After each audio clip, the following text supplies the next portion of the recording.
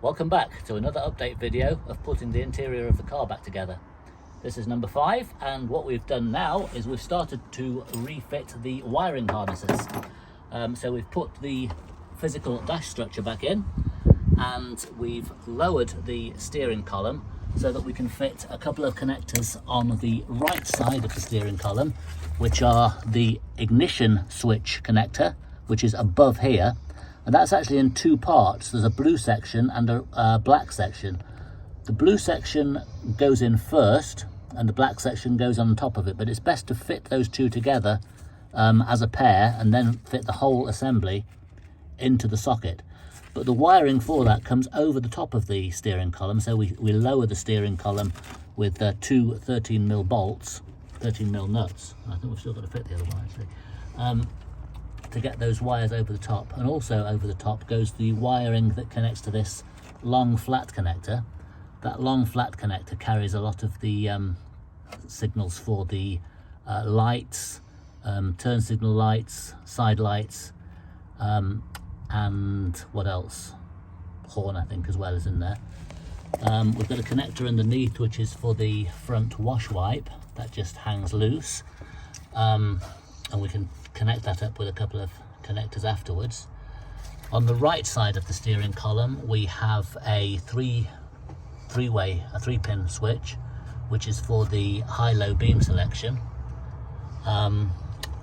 We have actually in this harness as well, we've connected it to the section of the harness which comes to the back of the car and goes down this plastic conduit here, and this carries all the wires for the rear lights, as well as a section that branches out just here, halfway along. That carries all the wires for the power windows. If your car is equipped with power windows, they'll come down a section here. There's actually another section that we do still need to fit, which will fit tomorrow, and that is the power mirror section, and that also comes along to the center console. What else we have in here is a connection in this car for the seatbelt switch, which just makes that annoying pinging sound if you don't fasten your seatbelt when your ignition is on. There's also a very thick purple wire here. That's for the rear window defroster if your car is equipped with that facility. What we have on the side here is a big relay which is actually controlling the central door locking. So the connectors to that also come along down here. We have the Fisher Junction Block, which connects all the power supplies to most of the accessories, and you've got a lot of orange wires and pink wires going to there. The orange wires are continuous power. The thin orange wires are driven via the courtesy fuse in the fuse box. The thick orange wires are driven via one of these big silver fuses within the fuse box, and the pink wire is everything that's driven by pink wires is ignition switched power. Also coming from this harness we have a couple of sections which we've wrapped with this plastic wrap, and those are all the custom wires for the Knights of England editions. So all the stock wiring goes through the main bulkhead connector, which I don't know if we can see from this side.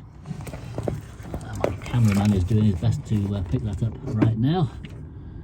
So that bulkhead connector contains all the wires which are stock wiring, and all the additions that we use for the custom dashboard and for the scanner go through those those wires on the side there. So we'll see where those come through in the engine bay. Do you want to have a look at this as well? This is where we mount the scanner control module, because we don't use this space behind the stock dash anymore. So on this particular vehicle, it's a convenient location for the relay, which switches on the scanner and the scanner control board. Let's go to the engine bay.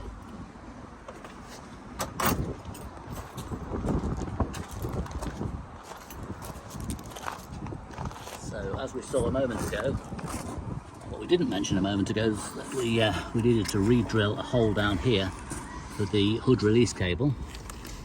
So we'll feed that through shortly. Here's the other side of the bulkhead connector, which we mentioned carries all the stock wiring. And here we see coming through here the custom wiring. One of these wrapped harnesses is for the power feeds to the scanner, and the other one contains all other things such as the throttle position sensor, the vehicle speed sensor, the map sensor, the outside air temperature sensor, and this thin grey wire here is actually a pickup from the fuel pump relay, so that we can note the sense of the fuel pump relay, whether it's being switched or not, and display that on one of the indicators on the dash. And don't miss the next episode.